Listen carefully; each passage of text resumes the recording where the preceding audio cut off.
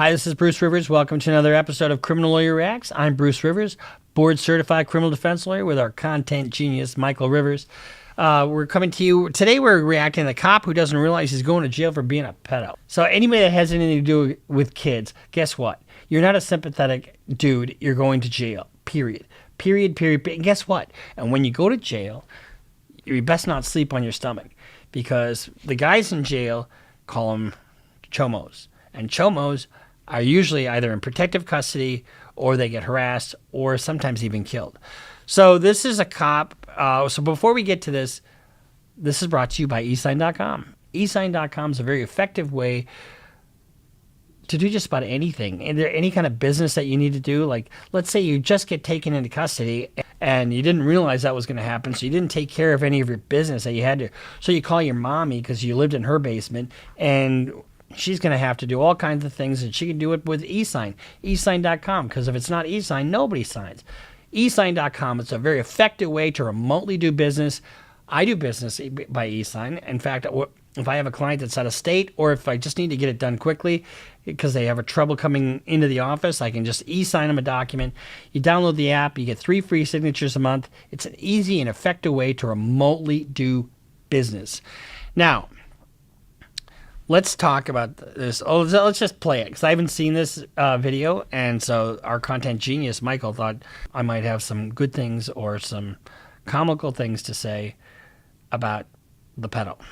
I've never seen a more despicable set of facts as I've seen in this case. There's 2 types of cases that I just really don't like. Anything to do with children and domestic abusers.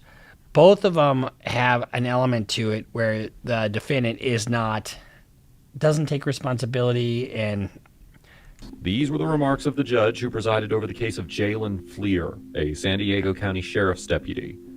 The 27-year-old looked clean as a whistle in his day-to-day routine, but a private investigation caught up to him, leading to an interrogation that led to a search, which then led to a reveal of over 20 felony charges. They have a network of cyber sleuths. They used to be like they'd bust the main ring, and then they'd find your email in there, and then get a search warrant based on that. Kind of like that, cops will set people up with chats and pose as kids. In this video, we'll take you through the interrogation that finally put this monster behind bars. Special thanks to 5-0 Patrol for sharing the original interrogation clip. Jalen Fleer was a San Diego County Sheriff's deputy who once starred for Santana High School in baseball and football. He is married and was expecting a baby at the time, but instead came the San Diego County Crime Stoppers, who received tips regarding the sheriff's quote-unquote lewd behavior. And here's the thing. You're in a high-profile position as a deputy. People are going to know that you're a deputy, and it's going to get out. So it's not a safe thing to do. But every time I've had somebody come to me with any of these kinds of cases, they almost always have a really decent looking wife and something really decent going on at home, but they just can't fucking handle it. To a lot of evidence that needed answers. This is how the interrogation went down. This story with us, of course, in regards to the report that we're investigating. Okay. You're not under arrest and you are not being detained. Okay. Do you understand? When you hear those words, you're not under arrest, you're not being detained, get the fuck up and walk away. Period. Do you understand? Yeah. Because the interrogator is acting upon tips from a non-profit organization, she has to set the disclaimer that this interrogation is voluntary and that he can leave whenever he wants to. He can even choose to not answer any important questions and can request a lawyer anytime he wants. But the interrogator has such a simple and open communication with Jalen that he looks at this interrogation like a conversation. Later on, he starts to open up. How dumb do you have to be? You're a cop. You know what you've been doing. Your radar should be up. Open up about himself.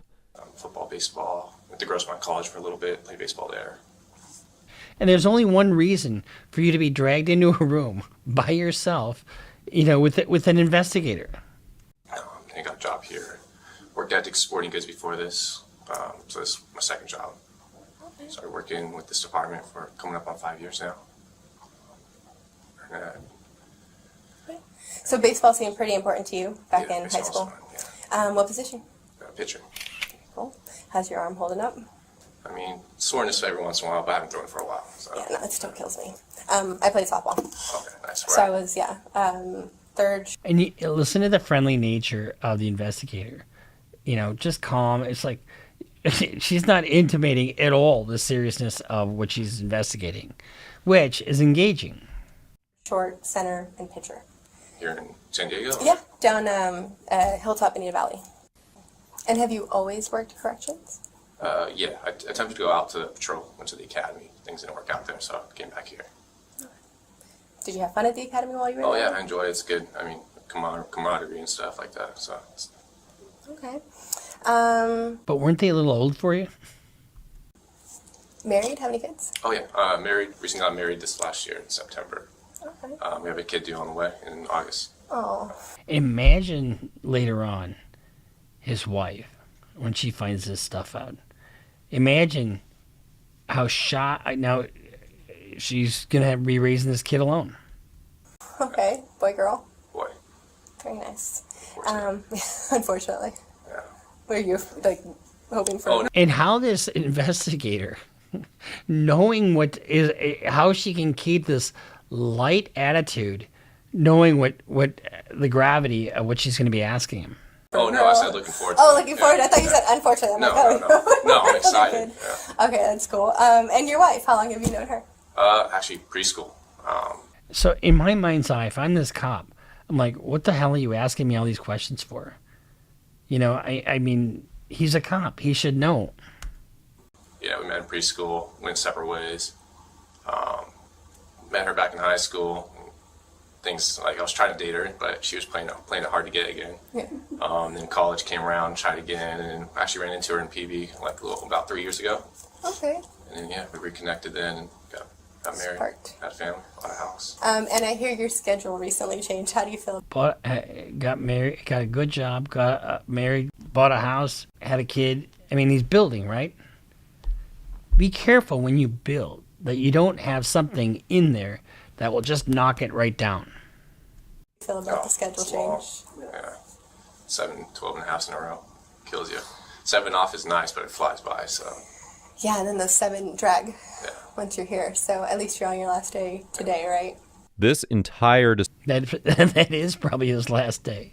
discussion is important because it will create a pattern of events that could lead to a bigger crime. First, she establishes the background. And now she moves on to the place where the crime happened, social media. So, how about social media? Are you active on social media at all? Facebook and Instagram. Had Snapchat back in the day, got rid of that with my wife. We got caught in the academy with her and stuff, some stuff. But Can you tell me about that, or? I mean, it was with another recruit in the academy, but We cheated on his wife. Okay. So you're communicating with another recruit? I was back in. I stopped. Everything got cut off. Got rid of. I mean, I didn't delete the Snapchat. I just got deleted the app. So Okay. I haven't used it for like I don't know, 2 years and a half now. Okay. So on Facebook, just because I like to jot down everybody's social media when I can, what's your Facebook login? Like your username? I think just under Jalen Fleer. It's your name? Yeah. Okay, cool. And then you said Instagram? Is that right? Instagram, yeah. Okay. What's Now, remember what I said about what you do online? It's a permanent record. I mean, and so you can go back and get just about anything. your Instagram username? I think Okay. So they're talking to him about, you know, now that it's just inch by inch by inch. How this guy doesn't at this point just get up and walk away, because he has to know. How does he not know where they're going? Is he that much of a dolt? And then you said you got rid of Snapchat, but when you did have it, what was it? just Jalen Fleer. Jalen Fleer? And here's the other thing. You're a cop, pedo in jail. You talk about somebody being completely at risk. That's it. Okay. So the one that you had there, and has that account since been deleted, or just That one. deactivated That's just delete the app. I think it's still there. Okay. And I know when it comes to Facebook, you connect it to an email address. Do you know Yep. what email address is connected to it? See, these are the forensic things that are super important. And then your Instagram account, what, same email? I think so, yeah. Okay. And I know sometimes with Snapchat, they'll have you either sign up with a phone number or an email. I believe it's my phone number. Okay, very cool. So, By knowing his social accounts, the interrogator is trying to piece Jalen's social accounts with the anonymous tips so that a connection can be verified. By now, Jalen is too open with his social accounts, and it took him this long to ask the obvious question. I don't know, do you have any questions for me before we kind of... I will ask what this is about. Yeah, so we're looking into some allegations that were made. We're kind of, it started with a Crime Stopper report, so we're just kind of going from there. We did receive a picture that, when we looked into it, it looks similar to you, so I don't know if you can take a look at the picture and just tell me if you've seen this picture before. Oh, I have like 15 million things here. Okay. I have 15 million things here. If they're all about me, I need a lawyer fast. So this picture right here. Yeah, that's definitely me with the gross one. Okay, so this picture right here, how old were you when it was taken? I don't know, 20? 20? Have you ever used this picture on any social media? And see, that's a common thing. So he looks a little bit younger there. Looks like he could be in high school. And that would be the perfect bait. I think it was Snapchat back in the day, yeah. Okay. All right. Have you ever shared this picture with anybody on Snapchat? Yeah, probably with my wife, to be honest. I mean, obviously I talked to other girls back in the day too, but I can't remember. Okay. If you had to guesstimate how many times you may have shared the photo, how many times? 3,642. That one, maybe just a couple times, once or twice. Okay. So definitely to your wife. Yeah. Okay, so you've used that photo for your wife, and you were about 20 years old in the photo. You did share it on Snapchat, and then... So this is also a common investigative technique where you just repeat everything the person said. Maybe some other girls you were talking to? I mean, yeah, this was a long time ago, so I don't really remember who it was. Okay. Have you ever posted it as like your profile photo, or No, that one. ever posted it on Instagram? Oh, I forgot to ask you, are your accounts, is your Instagram and your Facebook, are they private? To add somebody? Yeah, I believe I had to, yeah. You can't just... request a friend. Yeah, you can't just be anyone. So that one's at least a little bit better, where it's like you have to actively search for somebody, right? You in the photo, and is that a gross font? Is that gross font? Yeah, it's emblem? gross font. Okay, cool. This picture here was the first piece of evidence. The interrogator wanted to know how the quote-unquote anonymous tip could get a hold of a selfie like that. You can't download pictures of each other on Snapchat unless you actually send them. And it was never uploaded on Facebook and Instagram, so this means that he intentionally sent this picture to someone who is, according to the interrogator, a quote-unquote young female on Snapchat. How does he not know at this point? Because he knows who he sent that photo to, right?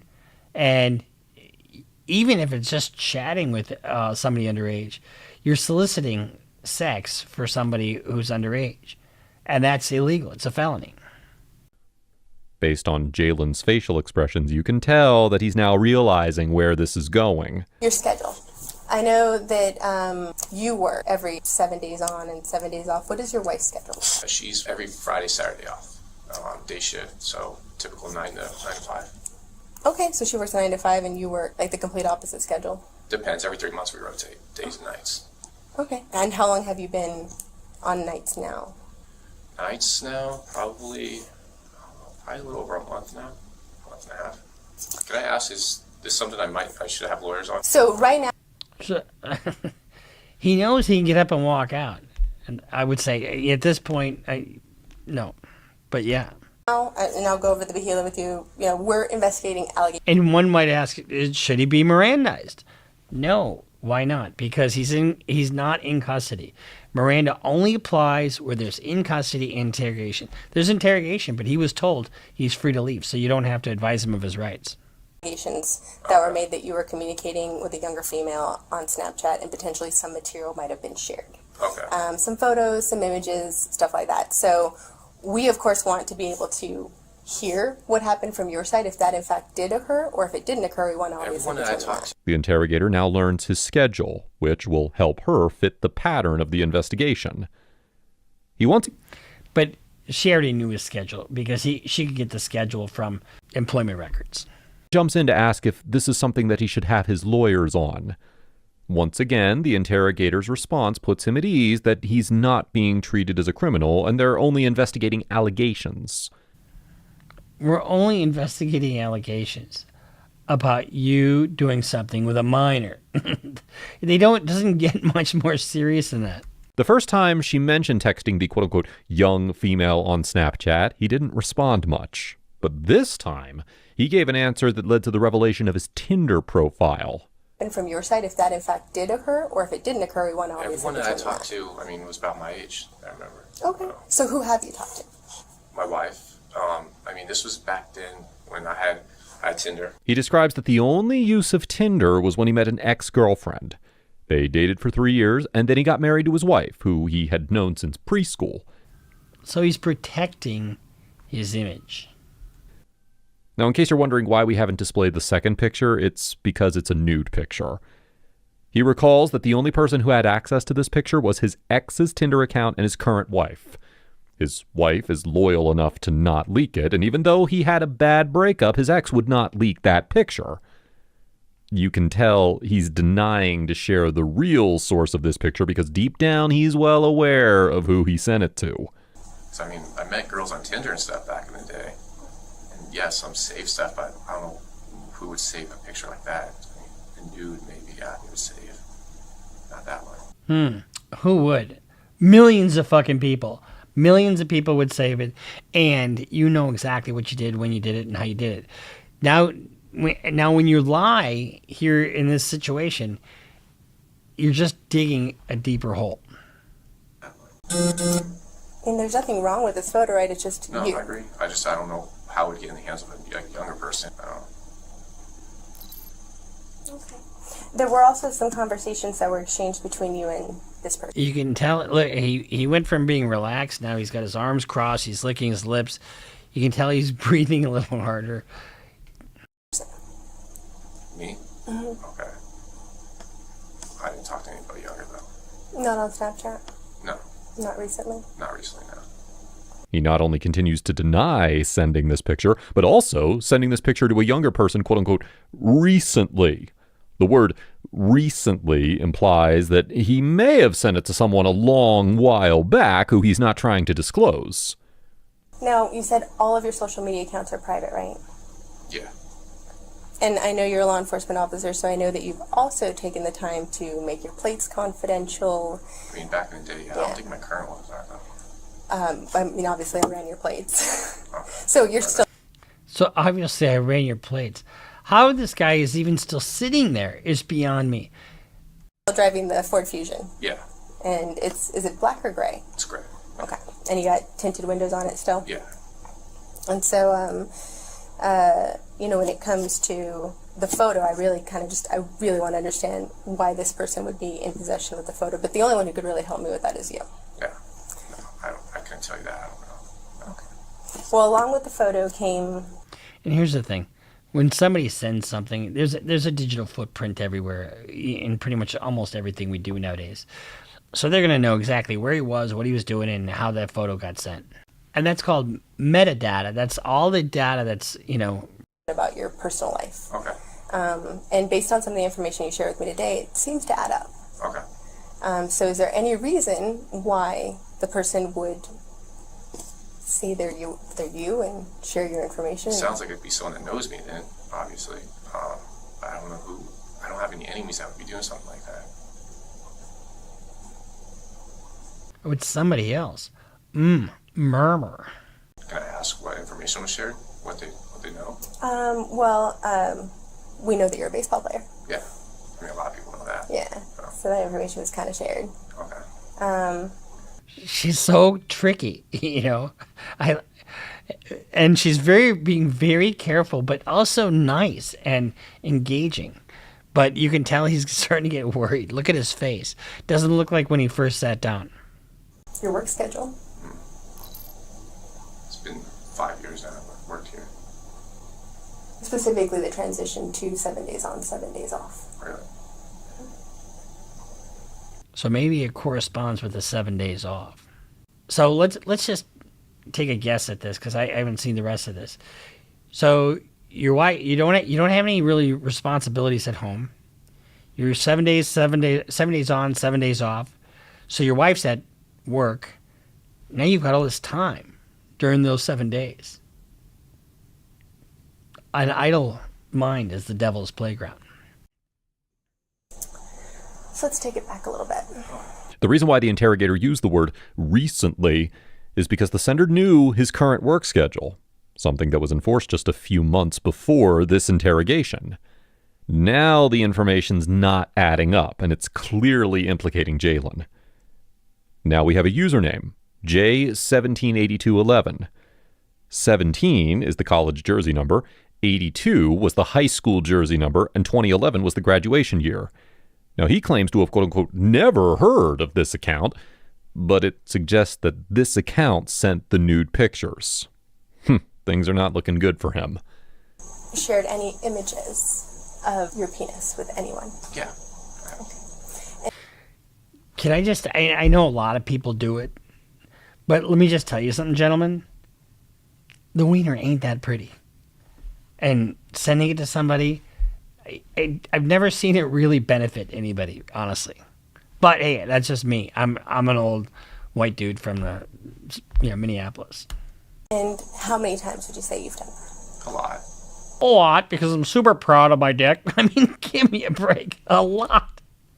Oh, does it have earrings on it or what? I mean, do you dress it up? I mean, God. Can A lot. kind of explain that a little bit more to me? I mean, my wife, my ex-girlfriend. And he keeps going back to that. My wife, my ex-girlfriend. You know, when he broke up with his ex-girlfriend, she says, "I'm breaking you up with you," and she said, "Why?" And she said, "Because you're a pedophile." And he said, "Well, that's a pretty big word for a 12-year-old." Back in the day, Tinder and stuff, yeah. I mean, I'm sure you know how Tinder is. High school, even junior high. Did you ever share any videos of you having sex with anyone? With anyone? No. I've always had personal. Why the fuck are you still sitting there? You know what this is about now. You're not an idiot. Or are you? Videos of You my are. wife. That was it. And my ex actually had one, but What does your ex look like? she's blonde. She's blonde. Okay. So you've never shared any videos, No, I have not. No. just still shots. Yeah. So when it comes to the Crime Stopper that we're investigating and the Snapchat account, and of course your phone number and everything in connection with it, and some of the combinations of numbers and everything there, you can understand why obviously Yeah. No, it's. we have a growing it's- concern. It's weird. And of course your picture's attached to it, Yeah. right? Which is even more. I was framed. I was absolutely framed. That's not me. Oh, that is my wiener. Or like either someone's, Can I ask what you said? You got nude ones too. there were images that were shared, yes, that Can I ask? I know, I'm sure you got them here. Can I ask to see what they are? you want to see the picture. Yeah, so I can get an idea. Do you ever not do? Yeah. So I don't actually have a clear shot of one. Yeah, so I did not Okay, I understand. print Yeah. out those Can I wait till I have a pictures. lawyer? Because this is I'm uncomfortable with this. This is weird. So. I wanna Of have a course, lawyer. like, you definitely have the ability to do that. And So now normally when you're in custody and there's an interrogation and you ask for a lawyer, they have to stop questioning. But he can leave at any time. So they don't necessarily have to stop because Miranda's not implicated here. of course, you know, this is completely voluntary. I understand. And so I just don't want to get caught up on something. I'm working this career. I don't want to get caught up on something. I fully understand. Yeah.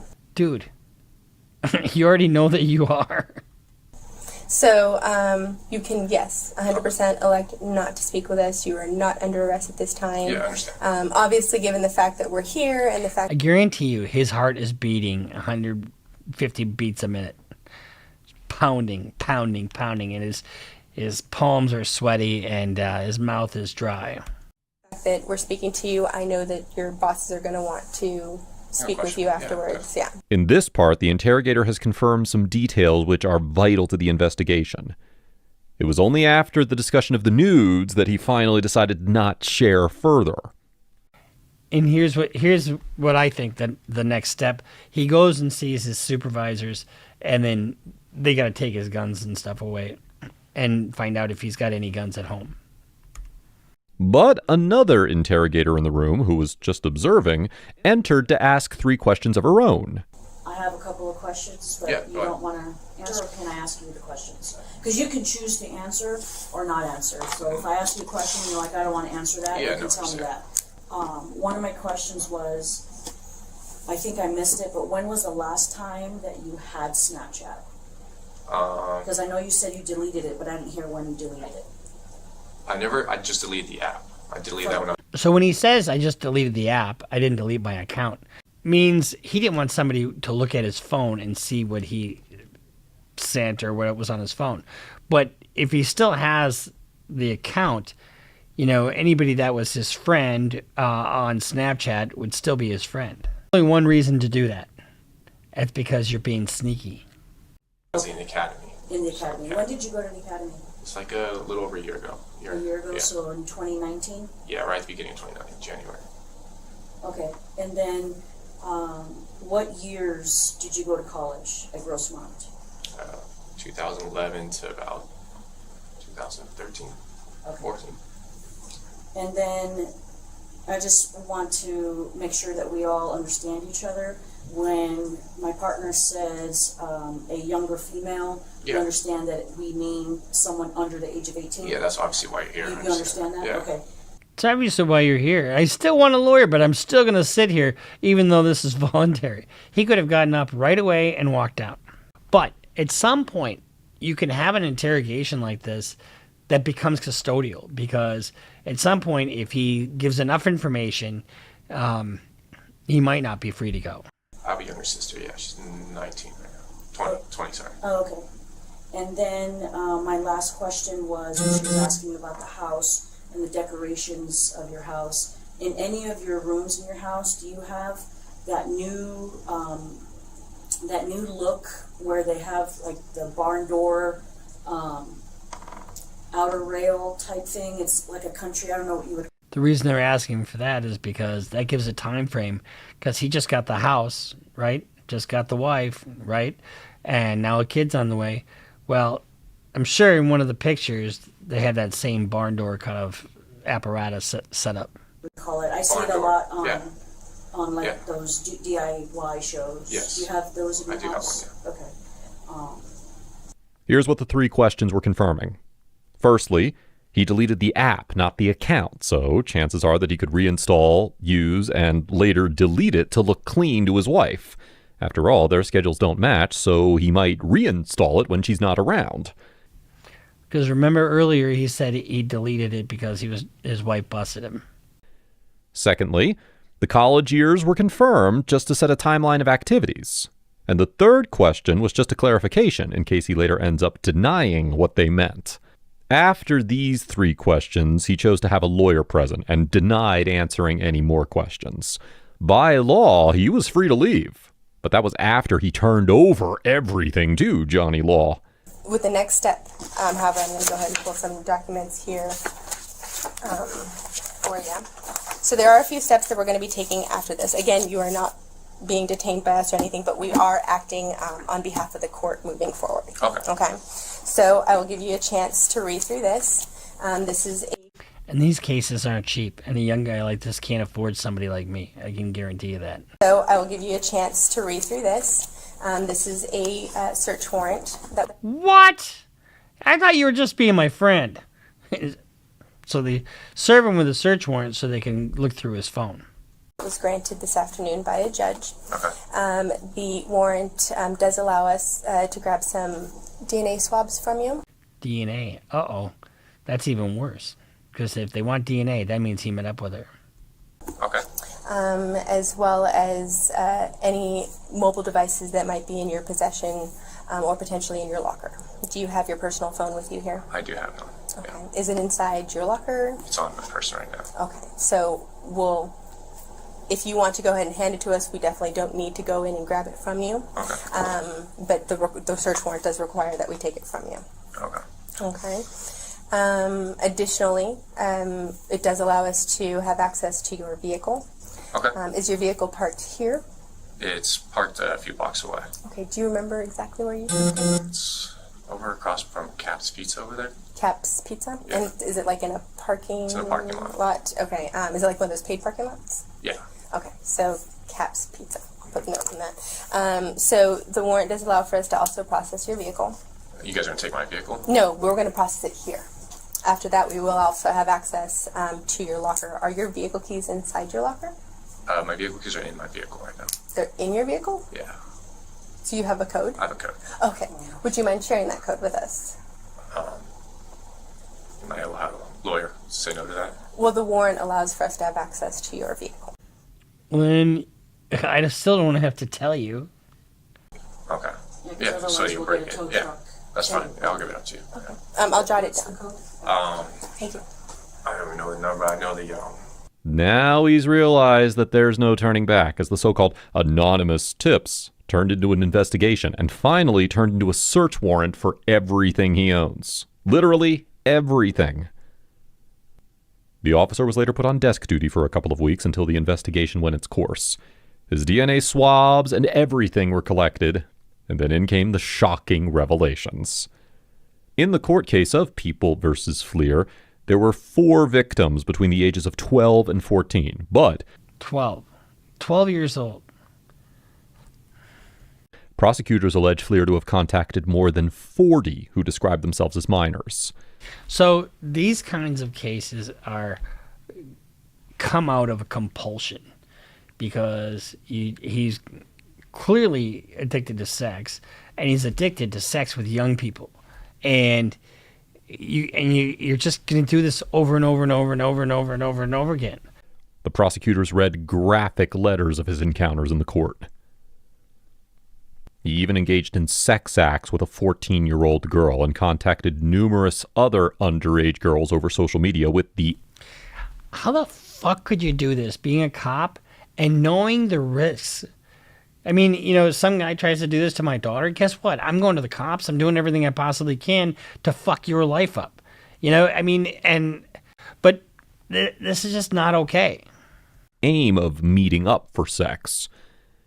Count 6 said on or about April 8th that Fleer unlawfully participated in an act of oral copulation with a person under the age of 16. And Count 7 and 8 said Fleer lewdly committed a lascivious act upon the body of a child 14 or 15 years of age. Jalen Fleer. When you have multiple victims like this, most states have typical guidelines. But there are states where this would be a life sentence. Fleer pled guilty to 20 felony and misdemeanor charges and was sentenced to 10 to 12 years in state prison with no probation. And he will have to register as a sex offender for the rest of his life. What started as an investigation in 2021 led to the arrest of this madman in 2021. At the same time, we have to commend the efforts by the interrogator here, who was able to take out so much of the information from him voluntarily. But even if he had refused to talk, the search warrant had already come through, so there was no... So we came across... I've seen this one on TikTok, just a little snippets of it. I haven't seen the whole thing before like this. And this is thanks to the villains. He does a pretty good job. But to be honest with you, they didn't really need his testimony for anything. They just needed his devices to confirm X, Y, and Z. And then they had the statements from, 20 or so people? 20 counts. That's a lot. The fact that he only got 10 to 12 years, that's a bargain. That is a bargain. On one count in Minnesota, it's 144-month mandatory minimum. In some jurisdictions, it's life, which I don't agree with that, a life sentence on something like this, because it encourages a homicide. But he is never going to work as a law enforcement officer again. He is going to have an incredibly hard time in prison. Without a doubt, he's going to have it. I mean, cops have a hard time anyway. But you're a sex offender, a chomo with and being a cop, he's going to have to probably be in protective custody, which is a little bit like isolation for most of his prison stint. So think about where your loyalty lies, think about where your partner lies, and think about the lies that you're going to tell tomorrow, because everything catches up to you sooner or later. So this is just our little reaction to the cop realizing he's going to jail for being a pedophile. We'll see you next time here on Criminal Lawyer Reacts. I'm Bruce Rivers, board-certified criminal defense lawyer, with our content genius, Michael Rivers. Make sure you subscribe, follow us on Instagram, follow us on Twitter, sign up for Patreon. And we'll see you next time here on Criminal Lawyer Reacts. Bruce Rivers just broke down your case. He know all the charges that you about to face. You ain't coming home till 2058. That self-snitching gon' get you put away. Bruce Rivers just broke down your case. He know all the charges that you about to face. You ain't coming home till 2058. That self-snitching gon' get you put away. 23-hour lockdown, please just my God. This is Bruce Rivers. Welcome to another fun-filled episode of Criminal Lawyer Reacts. I'm Bruce Rivers, board-certified criminal defense lawyer, coming to you with my pearl handle pistol cufflinks, so graciously given to me by our content genius, Michael Rivers, who is behind the camera as we speak. Today we're reacting to an Oklahoma girl, 12 years old, getting arrested for stabbing her brother.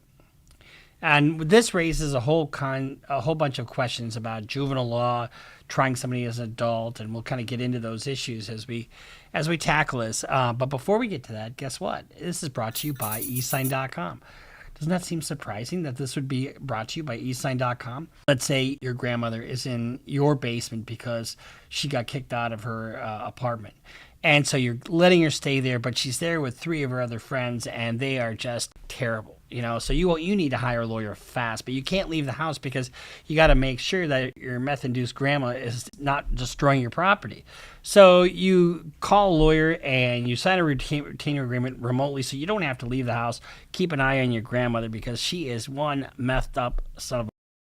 So then you download the app, you get 3 free signatures a month, and then you sign that, and then you sign all the other documents. For example, like an eviction notice to get your grandmother out of there, and then you notify the sheriff, and you can do everything by eSign. If it's not eSign, no one signs. So that's eSign.com, and your grandmother, guess what? She's on the street again. That's eSign.com. I use it all the time when I have people sign retainer agreements, especially when they're out of state or however. So that being said, let's get right into this, because this does raise a lot of issues. And this is a little bit hard to watch because you're going to watch a 12-year-old girl in distress. Come here, come here. I'm so sorry. I'm so sorry. We're just gonna put handcuffs on just for now. I'm sorry. I just had to pull up my pants. Where's the I'm knife? sorry. Dad, I'm sorry. I don't know what's chest. I'm so sorry, Mom. I'm sorry. Please. I'm so sorry. Now, when kids get it's hard to hear a child scream like that, but what she's being arrested for is stabbing her brother, and I assume stabbing her brother to death. Now this is a 12-year-old.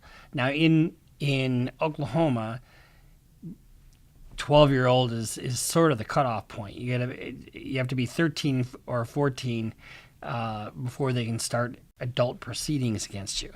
And what that means is, there's a big difference between juvenile court and adult court. Juvenile court, you're not afforded a lot of different rights. You're not afforded a right to bail. You're not afforded the right to jury trial. And there's a whole host of things. So she's 12 years old, so she's under that age. Julie, you better pray to God. I am sorry, Mom. I'm so sorry. I'm so sorry. How old are you? I'm so And what an awful thing for this family to be experiencing. 12 years old. Where's the knife? I was upstairs in my room and I threw it out the window. And it's behind the apartment right here.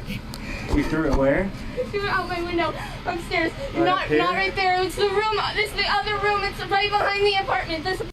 So when you throw a piece of evidence out the window or whatever, they can use that as some consciousness of wrongdoing. apartment right here. So where would the knife be? On that side? Right behind, yeah. Knife? I'm so fucking sorry, Mama. I'm so sorry. I don't know what happened. This is some demonic shit. I'm so sorry. What's your mom's name? What? What's your mom's name? I gotta go with him. I'm so sorry. I don't know what the happened. I don't know what happened. I don't know what happened. I don't know what happened. Come over here so we're out of the paramedics' way. I don't know what happened. Kids do stupid things all the time, not knowing what the consequences are and not really appreciating what they're doing. And even killing somebody, it doesn't seem permanent. They don't have a frame of reference that, a much older person does. That's why we have two separate systems. But in Oklahoma, you can be 13 and be treated like an adult. Oh, sorry. Hey, what's your name? And the reason it's blurred out is because and they're not stating who she is because she's a juvenile. Sit crisscross on the grass, okay? Just sit there for a second. You don't have the knife on you, right? No, I swear I don't. I'm Sorry. sorry. I don't. I'm sorry. I don't know what happened.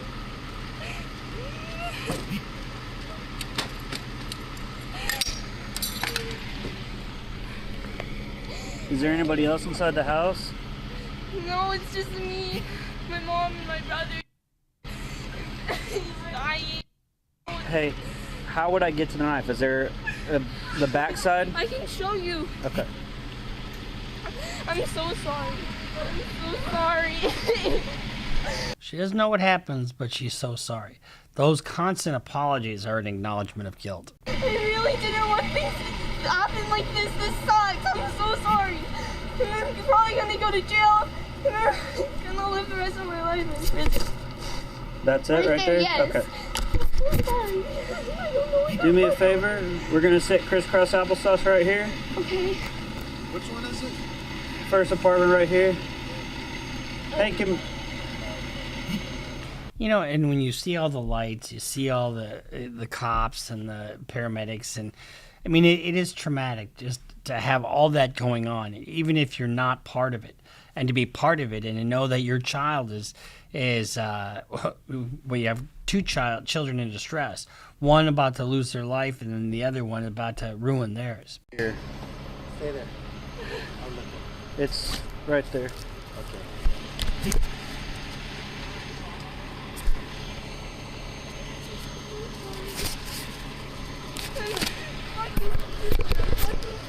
I'm fucking crazy. I don't know what the fuck I did. Stick your hands out like this for me. What? Do you have any cuts on you? I do. Where at? On my arm. Which arm? Both of them. My left one is just small cuts. Did you cut yourself? Yes. Actually, I meant my right arm. It just has the small cuts, and then my left one has the cuts. I'm sorry. I don't know what the fuck I did. Mom, and then fire and IMSA was. And when we get a case like this, or any case that involves video like this, we have to go through these painstakingly, kind of like what we're doing right now. Hey, real quick, I'm going to take you out of handcuffs and I'm going to take your hoodie off, okay? That way we can see the cut that you have. Okay.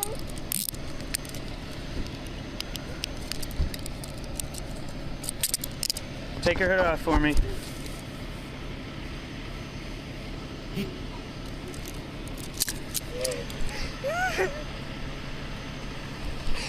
Is it just those? Those look old. Are they old?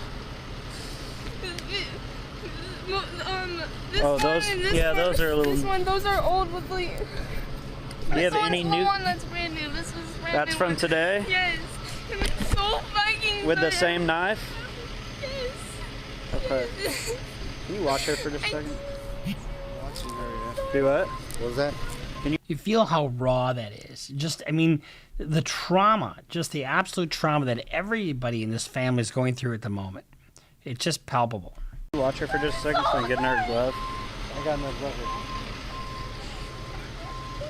I'm so sorry. And if she's cutting, and if she really doesn't know exactly what happened, it could turn into a psych case. And basically, what I mean by a psych case is if somebody doesn't appreciate what they did or doesn't know right from wrong, it's a completely different type of case than a case that is solely based upon an act. You have to, especially if you got a child involved, you have probably some mental health issues. So there's definitely a different component to it than just a straight up killing. What's gonna happen with her? I need to go to the hospital. I don't know yet. You don't know yet. You go to the hospital. We'll come and talk to you, okay? Whatever happens, just be calm, okay? I don't know what happened tonight. We'll figure it out. I have to go be with your brother. Make sure he's okay. I don't know what the fuck I did. I'm so sorry. I love you.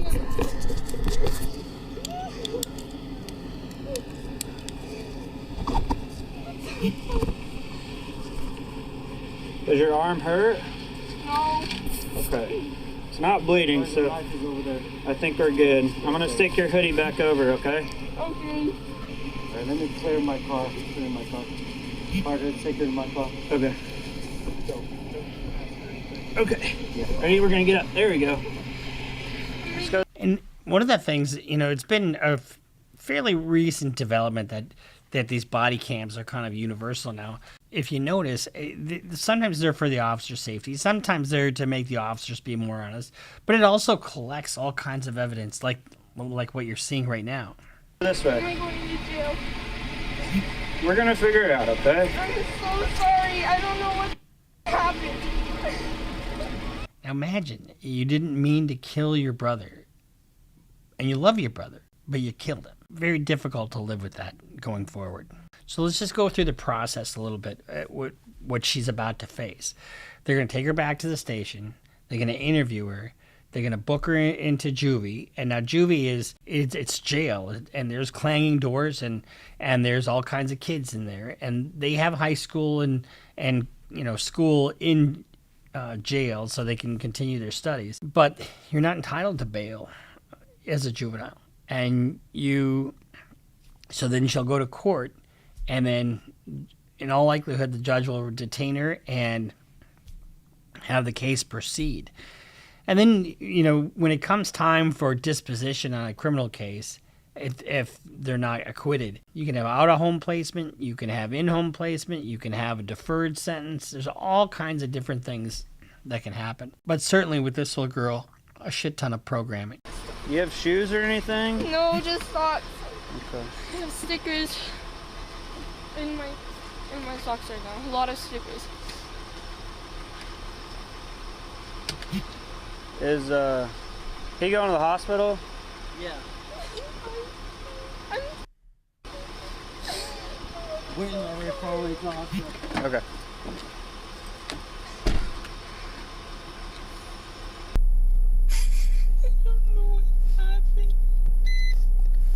It's okay. It's okay. I heard my brother screaming and I didn't know what to do, so I just ran out and then I came back because I was scared. Can you work on calling crime scene? Yeah, I'll call crime scene. Witten is texting you mom's info. I already got I got mom's name and phone number. Okay. So I'll call crime scene. So she says I walked in and my brother was screaming. I don't know what to make of that because she's super hysterical. And she's not really making a whole lot of sense at this point. I'll step out the car. But they're talking about, and the cops are talking about getting crime scene people there to process the crime scene. So that means that they'll search the house, they'll block everything off, they'll collect evidence, take photographs, maybe do some testing. All right, I'll be out here if anything. Okay. All right. Yeah. How old is he? He's 9 years old. 9 years old. Okay. All right. I'll be right here. Okay. Just hang tight. Am I going to jail? You're not going anywhere right now. Will I be in jail? What was that? Will I be in jail? Right now, let's just, calm down a little, okay? I don't know what we're going to do right now, all right? Okay. But right now, we're investigating. Okay. take a deep breath, okay? I know there's a lot of things going on right now. Just take a breath. I don't know why I did it. Now that's an admission. You know, one of the things you want things recorded because you don't want the cops later to say something happened when it didn't happen. And if everything's recorded, you've got this. And what you have right there is, I don't know why I did it.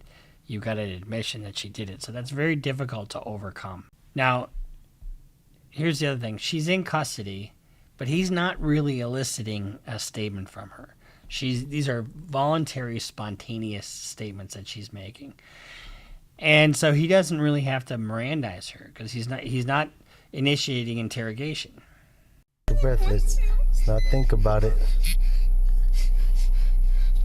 In fact, he's doing the opposite. He's trying to calm her down and to prevent her from saying any more. When I first came to school, our math teacher, he had cancer, so he wasn't at school for a really long time, and yesterday was his first day back in school. And I really hated math, but I started to like it because he was there.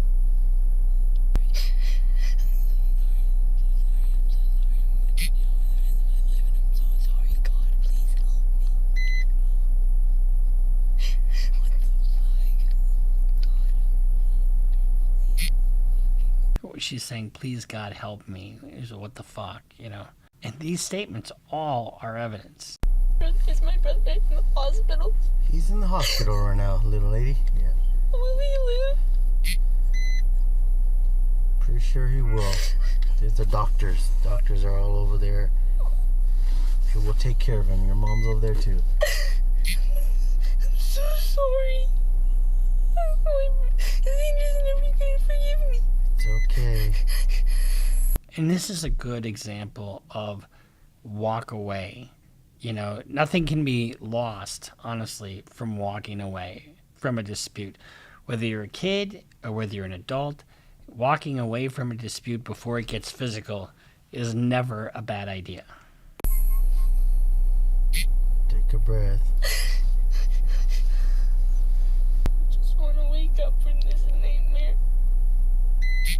Take deep breaths, you know. I ruined my life. I ruined my whole future. No, nobody's ruined life, okay? Alright? It's all my fault. It's fine. It's nobody's fault, okay? It's nobody's fault. And this is good police work. I mean, he's just trying to keep her calm. Who watches you guys when your mom goes to work and all that? It's just me. Just you and your brother?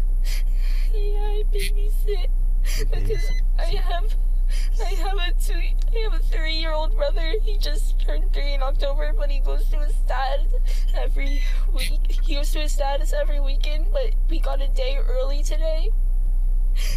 So we just went to his dad's house and So you're 12 years old. You're left to care for your 9-year-old brother and your 3-year-old brother. That's a lot for a 12-year-old. And I would venture to say that I think even a 12-year-old is probably a little bit too young to have that kind of responsibility. I want to see him. So he's at his dad's house, huh? Yes. Okay. His name. I already know. What was that? I already know I'm gonna go to jail for the rest of my life. You are not going to jail. Yes, I am. Nobody knows that, alright? Okay? You are not. Okay? What I did was super illegal. We are going to get through with this, okay? So she says, what I did was super illegal. I mean, that is a total realization. And it's actually an adult realization. But she's 12. We're going to get through with this, okay? I'm just scared. Am I gonna be able to go back to school? Huh? Am I gonna be able to go back to school? I don't know. know yet. Right now, we're just calling people. I don't know when. Possibility, yes. I don't know. I can't answer that for you, alright, Jen? But yes, I want you to go back to school. I just want to say goodbye to a lot of people. Say good. Where are you going? Jail. You? I stabbed someone. That's bad. Oh. That's really bad. Let's not think about that, okay? Let's not think about that. Just calm down, relax. A lot of things are going on right now, okay? A lot of things are going on right now, okay? Okay. Are the handcuffs necessary? I'm a good child. I know you're a good child, but that's just what we have to do. Seems like a complete and utter mood shift, right? But it really isn't, because she's probably sitting in the car for quite a while. And now she's trying to figure out, you know, getting a little more comfortable. And, you know, you can only go through that grief for so long, and it's got to subside. It'll come back, but it'll subside. Especially if you're sitting in my car, you know. Gotta itch my eye. Yeah, I know. I don't even know if my mom will want me to live there anymore. Your mom loves you, okay? Your brother loves They you won't too. trust me anymore. What are you talking They about? wouldn't be able to trust me anymore after what I did. They would probably be too scared to even let me back in the house. No, it's okay. I'm not saying that I will go to jail, but if I were to go to jail, how long would I be there for? So it's kind of a difficult question. So first of all, you're too young to go to jail. Juvie? So juvenile detention and jail, two completely different things. Clearly a different officer at this point. Because you're 12, correct? So you got to be at least 13 to go to jail. But And think about that. Can you imagine a 13-year-old in an adult jail with adults? Because that's what happens. In Minnesota, to be presumed certification, you have to be 16 and a crime of violence. And what they do to certify you as an adult, they do an evaluation, a psychological evaluation. And then if it's presumptive certification, you get certified, and then you can challenge that with a competing psychologist. Or if it's like on the fence, you can have a hearing on it. Or if they come back and say it shouldn't be certified, then the state can challenge that. I have no idea if you do or don't, and how long you'd be there. Okay. Okay. Get that spelled off. Okay. Alright. We'll get you out of those handcuffs. Excuse me. Okay. Let's go through that door right there.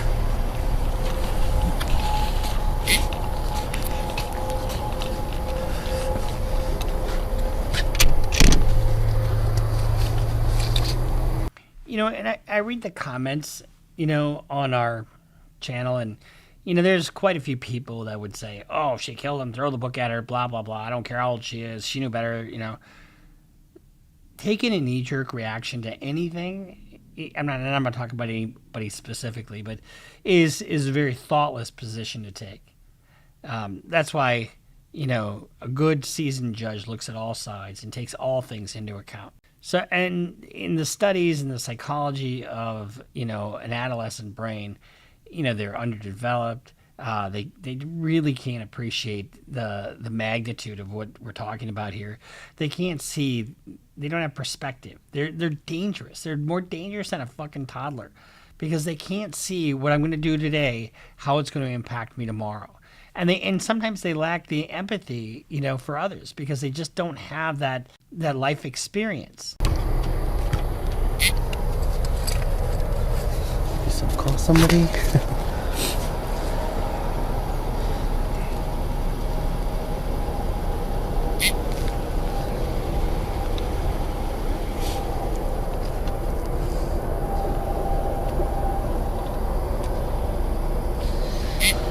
Hey, Jill, how do I get in? Okay, all right. Sounds good. I'm sorry, what was that? Yeah. And one of the things they'll do, in all likelihood, is have somebody who's really trained at interviewing children, and somebody probably female, gentle. She's already traumatized, so you don't need to. And the meat is basically tenderized. You don't really need to beat her up to get out of her what happened. Okay, so I'm gonna take you back here. Just want to out of cuffs or you? Yeah, we're gonna take you out of cuffs, okay? Okay. Do you use the restroom? Actually, I could use the restroom. Okay. I need to use the restroom. Yeah, I'm sure everybody can use the restroom. I'll take it off. And before you use the restroom, I'm gonna take pictures of your hands, okay? Okay. Lean forward. I'm type of silly.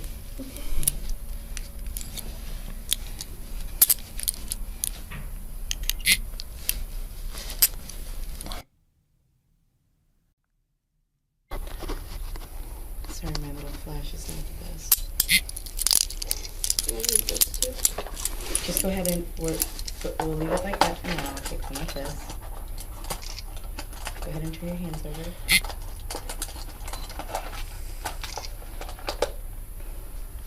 Okay. And then can you pull up your sleeves for me? Thank you.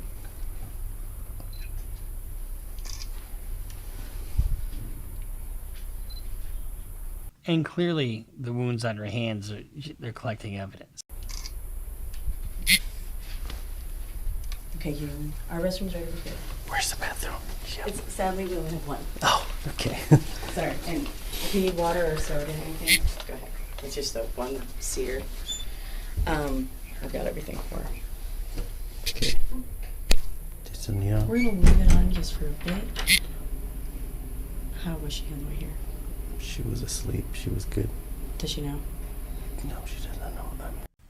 In other words, does she know her brother died? I'm not telling her anything yet. Okay. I'll let you do it. I understand. We're gonna go this Camera way. here. You can go there. No, thanks. I'll take this guy. I'll bring it with us. We're gonna come over here. Your mom's here too. They just pulled in. Okay. I'm gonna kind of walk you through everything, and we'll just go from there.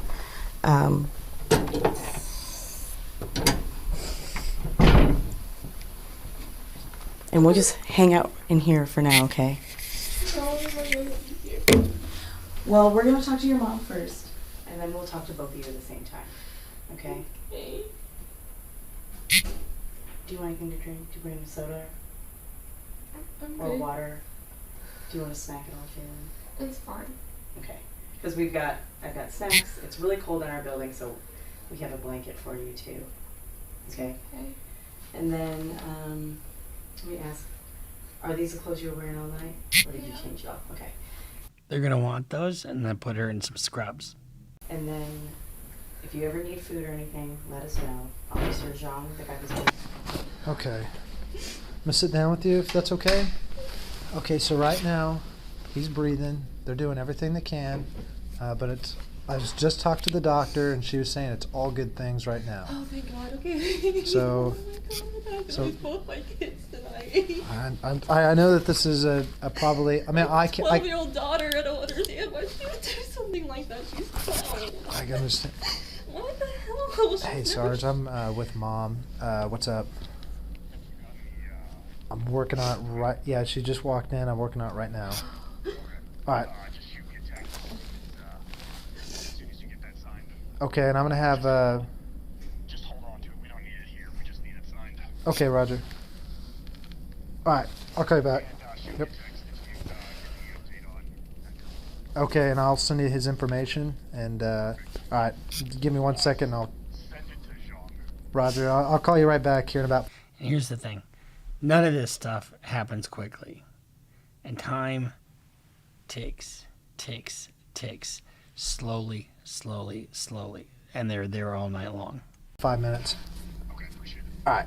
I know 142 10. I'm sorry about that. That was my supervisor. But I said, I cannot imagine what you're going through right now. She's never been like aggressive or anything.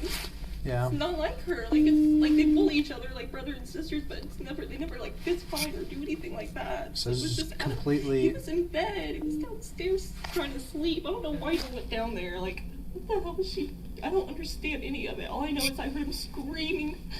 The worst scream ever, and I thought maybe he was having a nightmare, so I started to try to wake him up, and there's blood everywhere. And he said, she stabbed me. I was like, no. And he started going in and out of consciousness, and so that's when they told me to put him on the floor and do chest compressions. And How awful for a parent, and to know that it's caused by one of your other children. I mean, it's a double loss, right? To just to see your child in pain and to know later on that the child's not going to make it, which I don't think we're at that point yet, but it's just heart-wrenching. You know, I've been there. You know, I've got two children, Michael, as you know, and Jacqueline is my daughter. And with Michael, you know, I had to tell him when his mother died, and it just to see your child in pain at 6 years old was when that happened, and it's ongoing. You really, words can't express the pain a parent feels when they see the suffering of a child. And I think that's universal.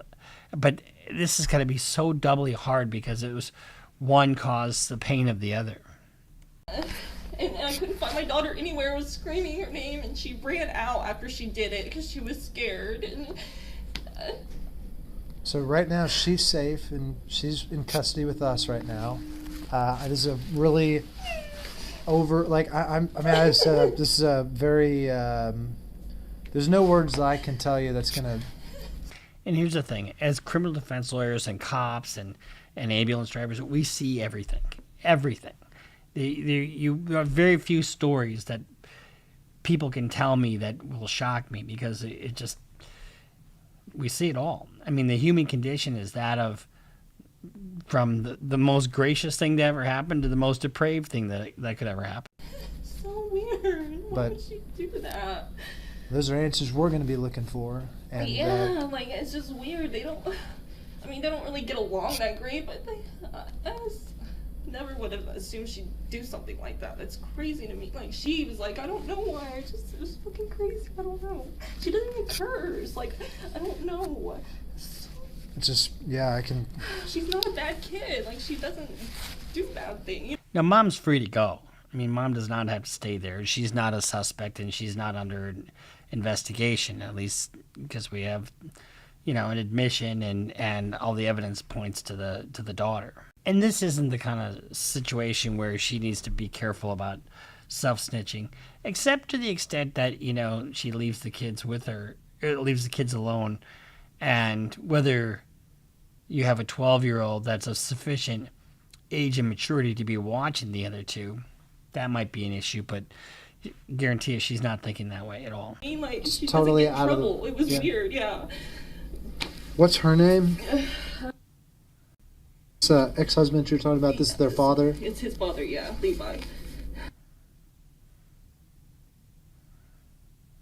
They're talking about identifying information. He's on his way up here right now. And I called you earlier, and you can totally disregard that because now. I was talking to the nurse. You're totally good. Yeah. Okay. His number is 918.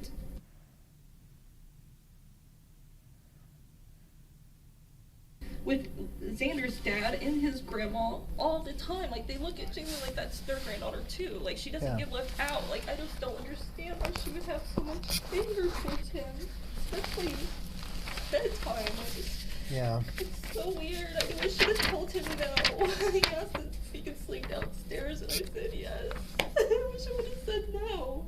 Well, there's nothing. Don't blame yourself. There's nothing that you could have done differently. But I normally tell him no, and this night I was like, yeah, fine. I mean, there's nothing that you could have done differently. I mean, And it is so natural to blame yourself on something like this. We have a way of doing things, right? You get into a habit, you get into routine, and and you don't really expect something like this is going to occur. And this is so far out there. There's no way you could plan for this or protect somebody from this. It just is what it is, and it's not the mom's fault. Don't blame yourself for any of this. I didn't protect him. I didn't know she was gonna do something. No, It's how not was your I fault. supposed to know? It's not you. I You know, weren't- but I feel like I didn't protect him. Like, this is his home. He's supposed to feel safe. Well, and again, like His own sister. You know that he will never forgive her. She will never. It will never be. There will always be issues now between them. Like, what the hell is she thinking? Well, it doesn't. I mean, she's 12 years old at that age. So you can see this room. This is probably at the hospital, not at the juvenile detention center for sure. But you can tell, there are going to be problems between them going forward. She doesn't know that he's not alive, and I think we're about to figure that out. There's a lot of things going on in the brain she probably wasn't thinking. Hello. Okay, he's here. So I'll meet him in the waiting room. She's gonna meet you in the waiting room. Bring you back here. Yeah, just the waiting room with the children's hospital, the children's emergency room. Yeah, the children's side.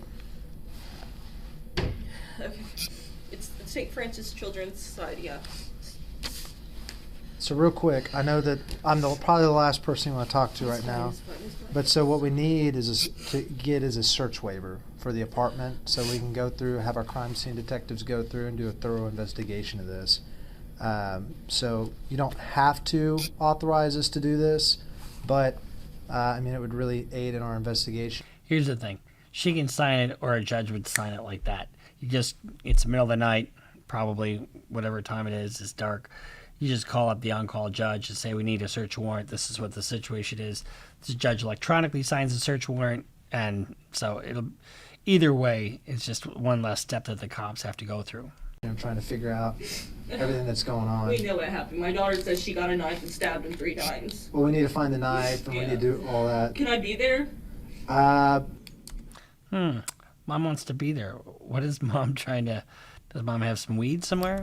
I just don't know. I don't have anyone there right now. Well, there's nothing. It's not like, if there's any, we're not looking for any, I'm not saying, I'm just saying, I know, drugs I'm or not anything worried about illegal. that. I'm just, that's not for that. I just don't. Yeah, it's fine. I'm going to sign it. And here's the thing. Oh, it's not for that. Guess what? If they find it, they can charge it out. I just don't have anyone that can be there right now.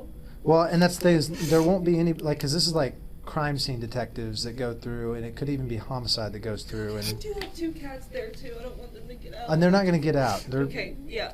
So your name is, and you're only authorizing us to go through there. Okay.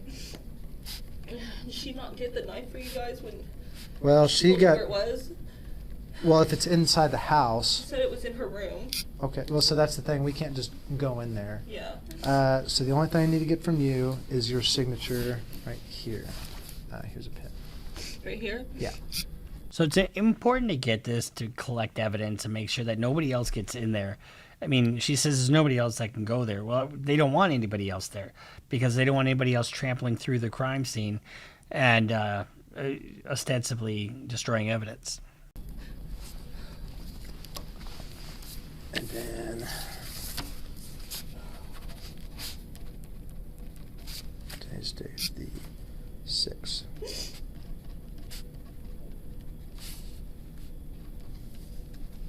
What's your apartment? What's the...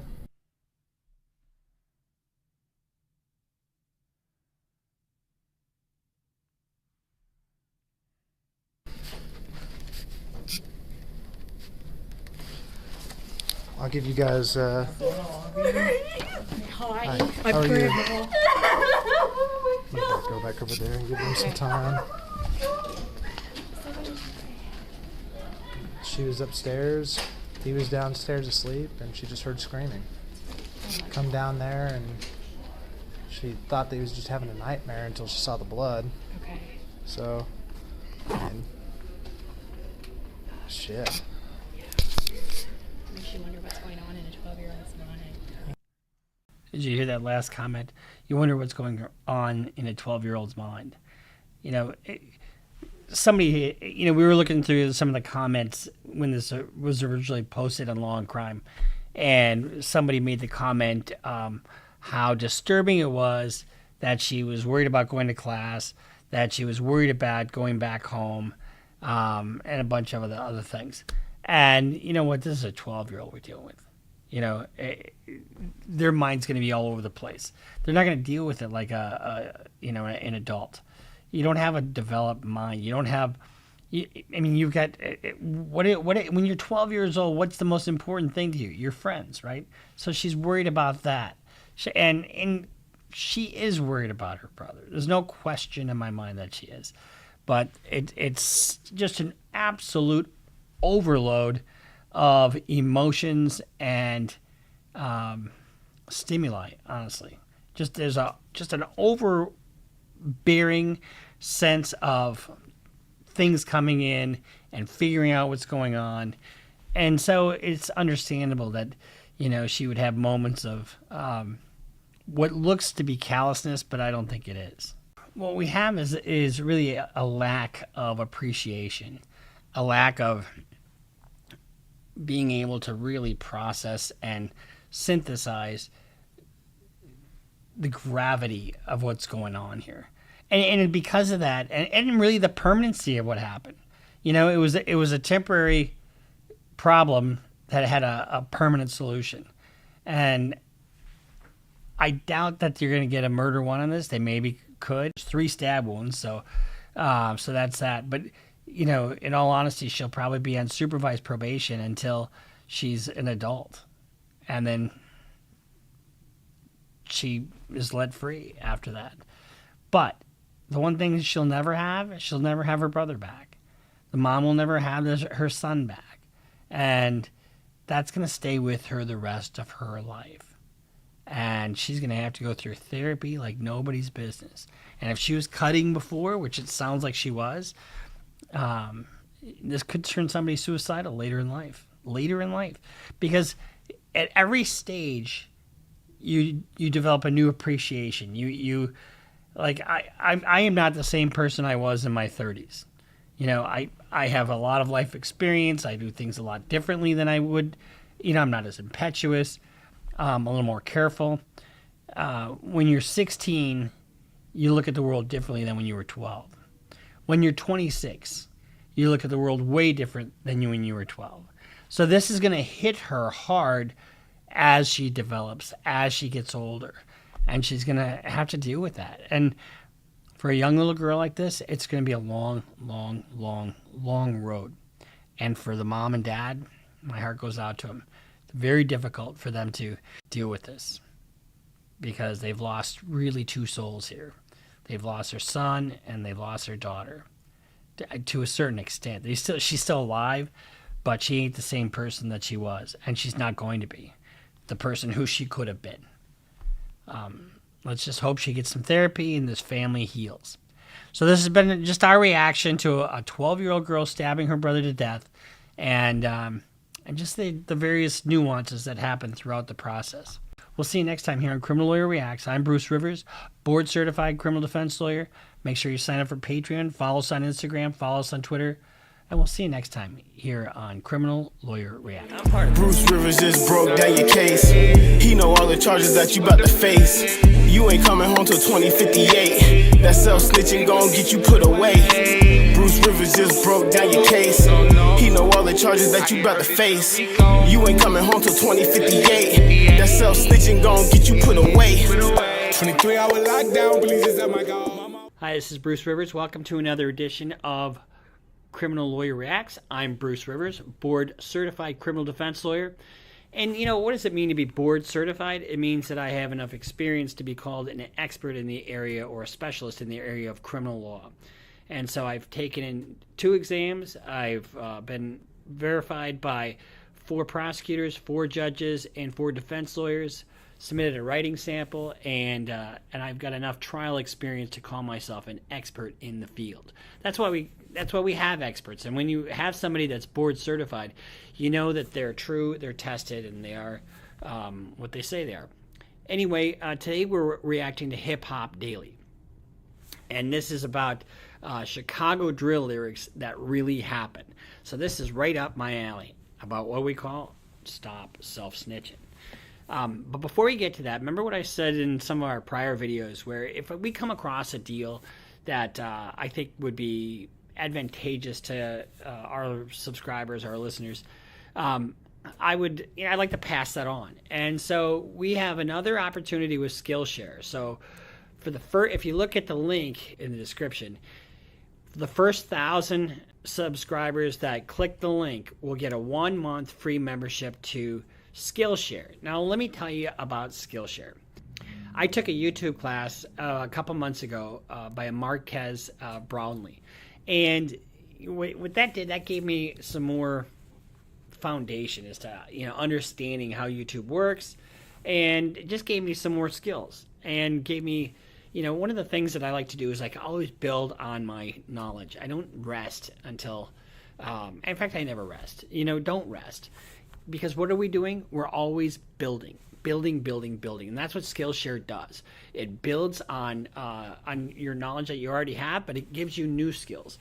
So if you have a passion for something, find it on Skillshare. If you want to learn a new skill, or if you got a job coming up and you want to do some writing, that's an excellent way to get some mastery of a particular skill.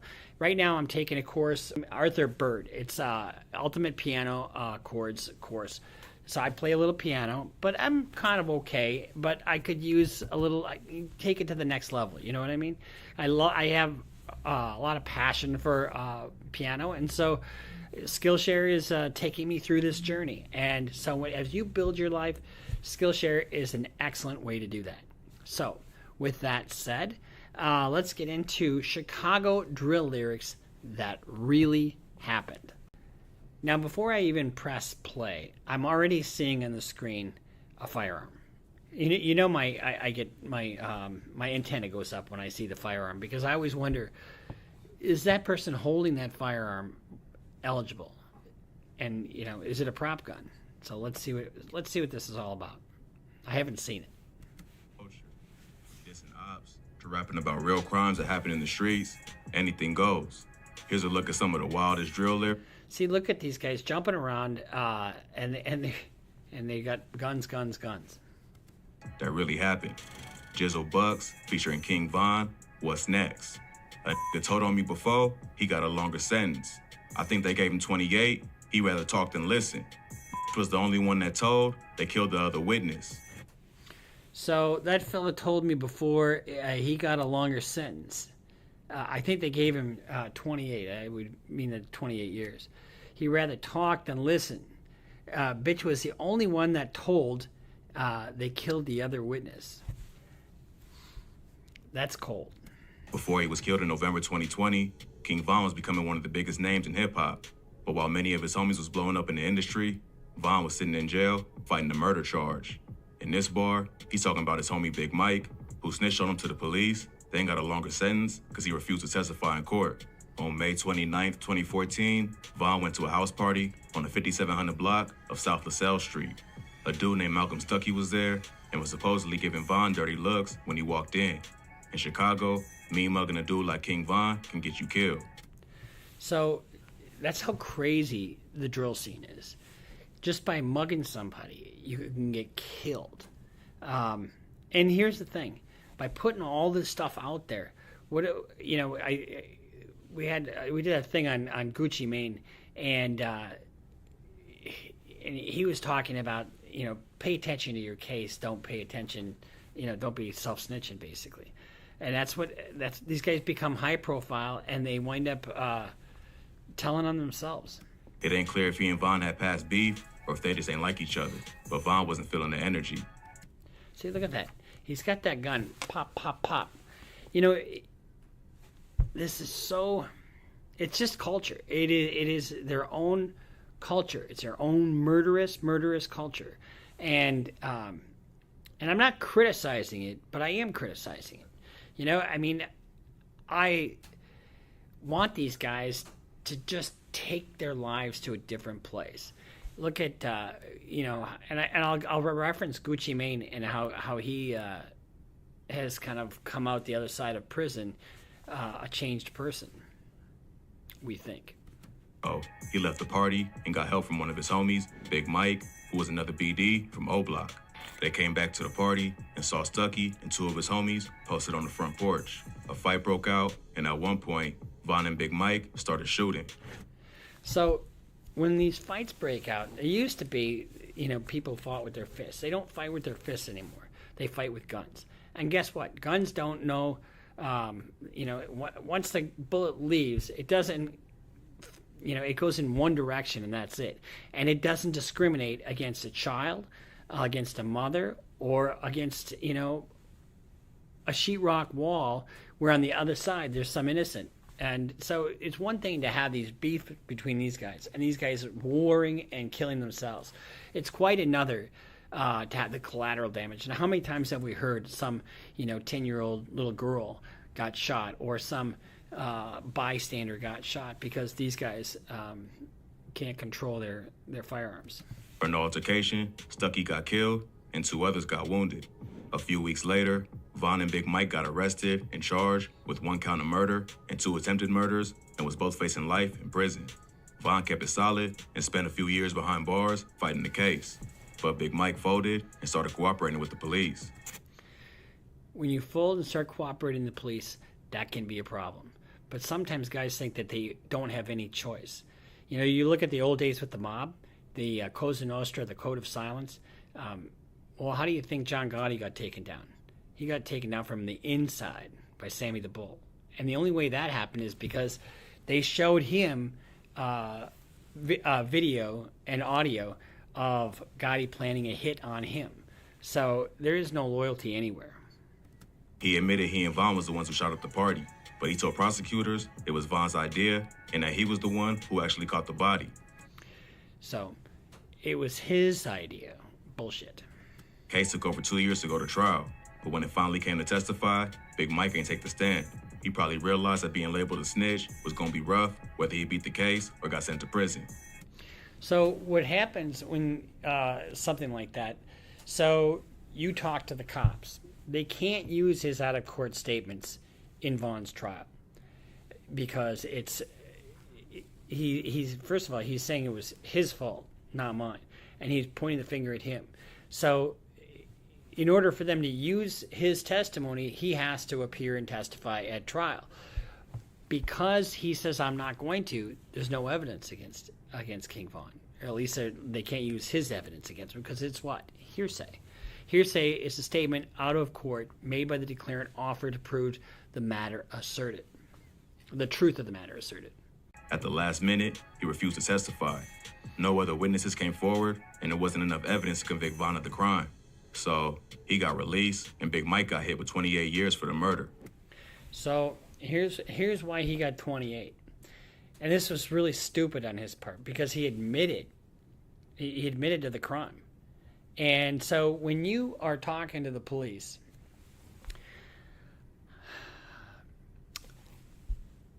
I don't know if this was a Fed case or a state case. It was probably a state case. But when you're talking to the police, there generally should be a proffer agreement, and meaning that they can't use anything against you as long as you're telling the truth. However, if he didn't have that agreement and he thought he was going to walk, and all of a sudden he gets cold feet, then all of a sudden what has he done? He snitched on himself, and he fucked himself out of any cooperation agreement, and so now he's taking the full brunt. Even though he ain't go through with it, Von still lost respect for Big Mike. Of course he did. Of course he did, because he initially spoke to the police and told them that it was his fault. Question why he even snitched in the first place. Stupid, that's why. The prosecutors had little evidence to bring a conviction without his testimony. So he probably would have gotten off if he stayed quiet. So here's the thing. It's really heady sitting in a jail cell. Sitting in that cinder block cell with the clanging doors and everything. And some guys can take it, some guys can't. Von evidently could take it, and he shut his mouth, that's why he walked. And don't you think it's ironic? The one who tried to get cooperation all of a sudden didn't, and then he got 28 years and Von walked? I mean, that probably tells you, because there's another doctrine called corpus delicti. You can't be convicted on your own word alone. but there was enough evidence to corroborate what he said in order for them to use his own statement. Just silly.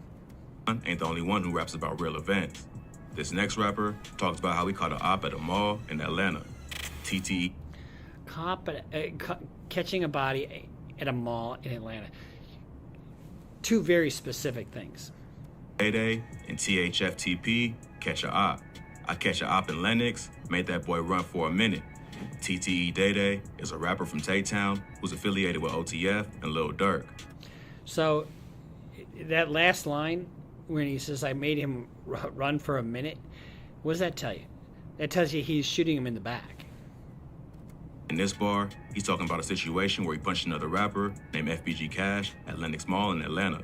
FBG Cash is a rapper from the Flyboy Gang, which was formed by FBG Duck, who was one of Durk's main ops before he got killed in 2020.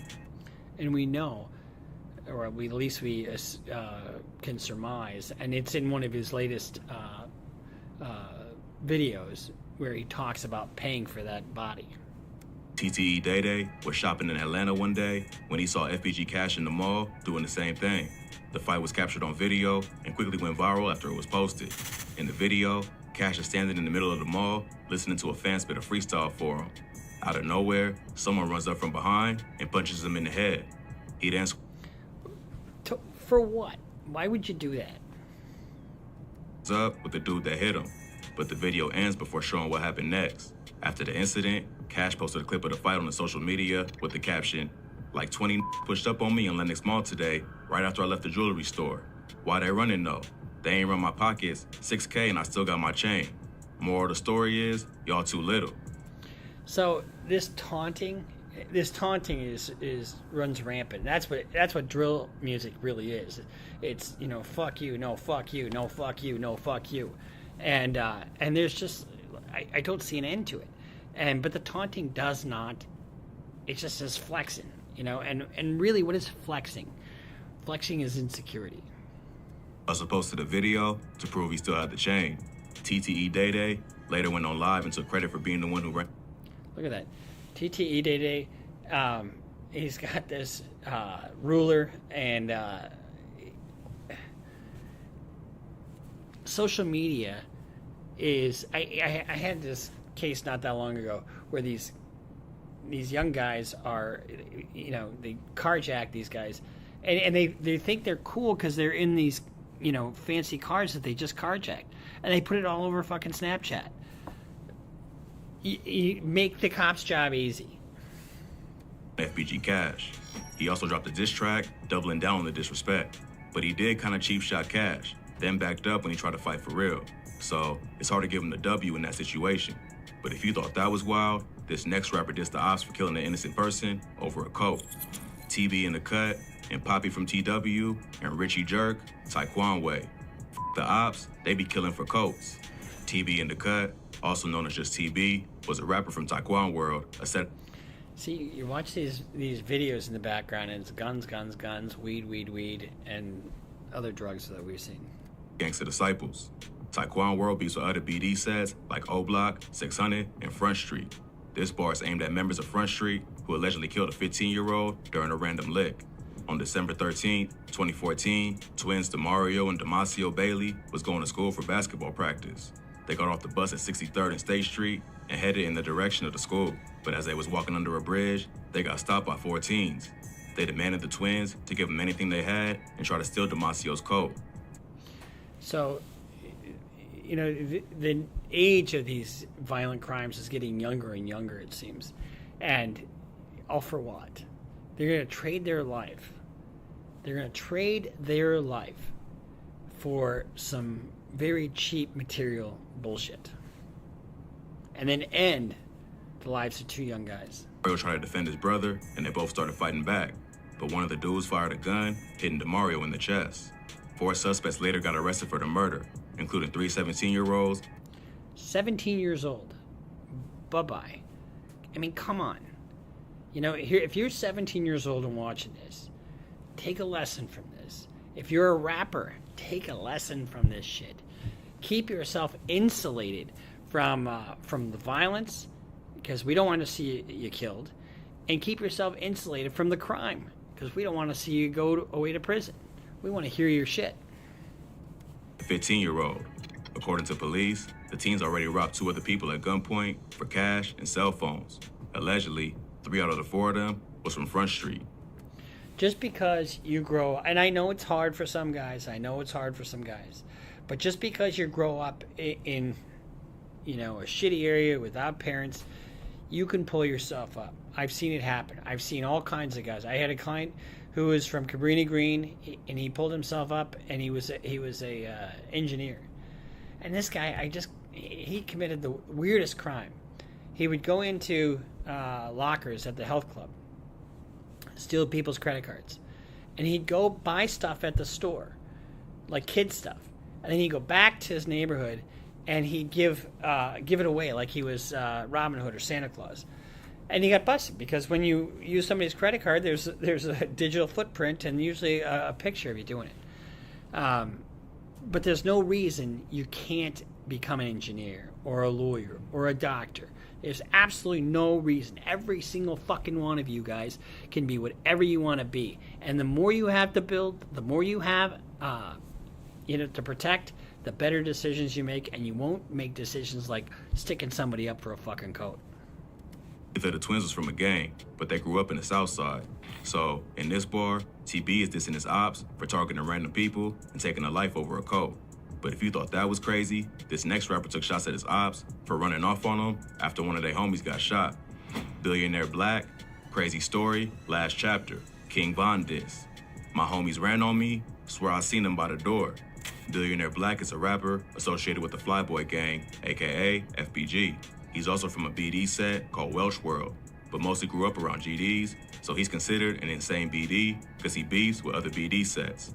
His most public beef is with O-Block and 600 because of his affiliation with FBG Duck. In this song, Billionaire Black is taking shots at King Von's homies for running away after he got shot. On November 6, 2020, King Von and his homies went to the Monica Hookah Lounge in Atlanta, Georgia, where they ran into Quando Rondo and his crew. Quando and Von was beefing over a situation with NBA YoungBoy, who Quando was signed to. So, when they saw each other, it was on sight. Von went up to Quando and we've got a reaction to this. Remember this? And Lil Tim is on the hook for this. And this is going to come down to a gang thing. Whether he reasonably feared for his life. And all somebody's going to do, honestly, to win Lil Tim's case is to show the history of violence and show, the propensity and what they reasonably feared. And that there was no reasonable way to retreat unless, I don't know if Georgia is a stand your ground state or not, but fight breaks out. You probably know everybody's fucking packing. And if everybody's packing heat, you really need to, shoot or get shot, right? him in the face. But Quando's homie Lil Tim pulled out his burner and started shooting. When this happened, all of Von's homies ran except Slutty and Muwop. Muwop is one of Von's day ones, and they were seen together often on social media when Von was alive. Muwop was also one of the O-Block members who got arrested for killing FBG Duck. The video footage from outside the hookah lounge shows Muwop running up to Von after he got shot, even though Lil Tim was still right in front of him with a gun. Slutty was another one of Von's close homies. He was the brother of T-Roy, one of Von's day ones. Slutty also got shot that night and lost his life. It's just too much violence. I mean, and these guys are making constant drill, and they're openly discussing what they're doing. I mean, listen to NBA YoungBoy. You know, you saw that thing that I showed you a while back where he spells out, "You fellas gonna die." Didn't say fellas, but that's what I'm gonna say. Say, "You fellas gonna die," and while he's on supervised release, he puts that out there, and what does Lil Durk do? He puts out there, y'all better hurry your ass up. In this bar, Billionaire Black is dissing the rest of Von's homies for running away after he got shot instead of fighting. Many of them ran and hid in the doorway of the hookah lounge to avoid getting shot, but someone fired back because Lil Tim got shot multiple times and was brought to the hospital before being arrested for murder. If you thought that was wild, this next rapper talked about two brothers who got chipped the same way 3 years apart. Tay 600 and S. Dot with the shits. Lil Mark and Shondell, they got killed in the same way. Bus Stop brothers. Tay 600 and S Dot are two rappers from the 600 set of the Black Disciples. 600 beats with the STL EBT. See, look at all these guns. And here's the thing. These disses. All it does is just elevate, and exacerbate the situation. Set of the GDs and the 051 Young Money set of the Mickey Cobras. In this bar, Tay 600 is taking shot at two brothers who was killed while waiting for a bus 3 years apart. Shondell Gregory, aka Tuka, was a 15-year-old STL EBT member. On January 12, 2011, Tuka was waiting at a bus stop when a car pulled up in front of him. A passenger hopped out and exchanged a few words with him before shooting him multiple times. And that's where we get Tukaville from. Tuka was pronounced dead at the scene when police arrived. Tuka was a well-loved member of STL EBT. After his death, the gang took on the name Tukaville in his honor. Tuka's killers never got caught, but many think his death was payback for the murder of a BD named Edric Walker, who was rumored to be killed by the GDs. Tuka's death was a major event in the war between the BDs from 600 and No Block and the GDs from STL EBT. After that, BD members like Chief Keef started talking about smoking Tuka, which just added to the active war between the two gangs. A few months later, a high-ranking BD member named Odie Perry got killed. Many believe he was killed by K.I., a female shooter from STL EBT who was close to Tuka. See, we did kind of a whole thing on the old block a while back, and this is kind of reliving a lot of that history. And guess what? And that was a while ago. That was, I think it was 2012 or something like that. And so that's almost 10 years ago. And how many fucking bodies have gone to the morgue since then? After that, the BDs in Parkway Gardens started going by the name O-Block to honor OD, and the two gangs been beefing ever since. Mark Campbell, aka Lil Mark, was Tuka's brother.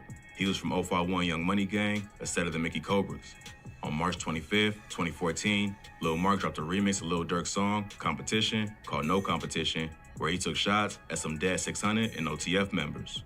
Even though 051 was heavy in the streets, at that time, the BDs had all the rappers. This was the first time a rapper from 051 Young Money went viral for a diss track aimed at the BDs, so it got a lot of attention in the city.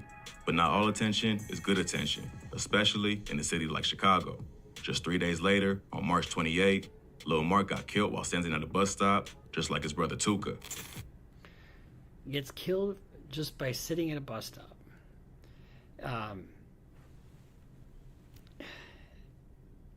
You know, and when you think about all these killings that we're talking about, you've got mothers, you've got brothers and sisters and fathers and, you know, family members that are grieving. I mean, how many people have to grieve before this stuff ends? At 1:30 p.m., a van pulled up at the bus stop and started firing, shattering the glass. BD members later took pics and shot music videos near that same bus stop as a way to diss their ops, including Lil Durk. Now that's cold. Some think this was the reason Durk's cousin, Newski, and his manager, Chino, got killed by one of 051's main shooters, 051 Melly. But rappers from 600 and No Block have continued dissing Tuka and Lil Mark in songs, making them two of the most disrespected gang members in rap history. But the BDs ain't the only ones who dissed they dead ops. This next rapper took shots at members from NLMB and No Block. So, you know, that's one of the things that, you know, being as disrespectful as you possibly can be to your op, and, you know, smoking on Tuka and, you know, like who I smoke, you know, I mean, it's in every city. It's in every damn city. FYBJ Main, 300 dead ops. Kobe got his ass clapped, J Money took a headshot. FYBJ Main is a rapper from Jarrell City. And even though they, you know, what's his name, Jay-Z and some other people are trying to pursue legislation that would, you know, prevent people from using rap lyrics in a criminal trial. If they're talking about real events like this, it's relevant and it's coming in. There isn't any legislation that's going to protect you. I mean, look at these guys. they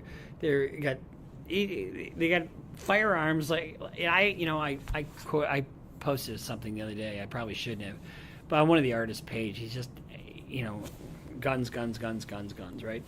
And I just said, look, if you want to shoot, join the army. I mean, I just wish these guys would do something a little less violent. An insane BD and was cool with GDs like FBG Duck and beef with 600 and O-Block. In this bar, FYBJ may take shots at NLMB and 600 members. No Limit Muskegon Boys, aka NLMB, is a set made up of renegade GDs and Black P Stones. NLMB's most famous members are G Herbo and Lil Bibby. In this bar, FYBJ Main is taking shots at one of G Herbo's day one homies, Kobe. Jacoby Heron, aka Kobe, was killed back in 2013 after leaving a party for Lil Bibby's brother's birthday. They was all posted on the block, shooting dice, when Kobe decided to leave. A few minutes after he left, they heard gunshots and ran down the block to find Kobe dead on the sidewalk outside of McDonald's. It's not clear who killed Kobe, but many think he was a casualty in the war between NLMB and their main ops, a GD set called Kill to Survive, or KTS. J Money's an O-Block member. What is the name of your club? KTS. Oh, what does that stand for? Kill to Survive. Okay, you're guilty. See you later. I mean, man, I tell you. Labor Day weekend of 2013. He was well respected and was considered one of O-Block's top shooters. Supposedly, he was killed after being set up by a female who convinced him to come to Draw City's hood. She told him to come to the 6600 block of South Rose Avenue, but when he got to the house, he saw two ops waiting for him. He tried to run away. So if you're set up by somebody, that woman who did that, if she's setting him up, she's just as guilty as if she pulled the trigger, and she could be looking at life. Fast enough and ended up getting shot 4 times. No one ever got arrested for J Money's murder, but is rumored to be a member from STL EBT. That was Chicago Drill Lyrics That Really Happened by Hip Hop Daily. I thought it was a really good recitation of the history of some of these guys getting on social media, getting on, with their videos and self-snitching. And what it does also, it highlights how violent this scene is. So we need to do whatever we can. And I know it's a tall order, but you know what? I'm going to spread the message that we should be more peaceful. These guys should try to find some common ground somewhere. They should. I know it's like, you kill my brother, fuck you, I'm going to kill you. I get it. You diss my op, or you diss, not my op, but you diss me, you're my op, and whatever. There's got to be a better way. People have some goodness in them, and there's got to be a better way forward. Because there are little kids that are growing up right now wanting to be GDs, BDs, STKs, whatever. And we gotta get these kids somewhere safe. So these are just a few of my thoughts, and I'm pleading with people to quit shooting each other. But if you're gonna shoot, I guess don't miss. So this is Bruce Rivers, Criminal Lawyer Reacts. I am a board-certified criminal defense lawyer, reacting to news of the day and stuff like Hip Hop Daily, which I think he does a really good job. So go ahead and go over to his page and give him a like and a follow, or subscribe, whatever. Subscribe to our channel if you haven't already. Follow us on Instagram, follow us on Twitter, and we'll see you next time here on Criminal Lawyer Reacts.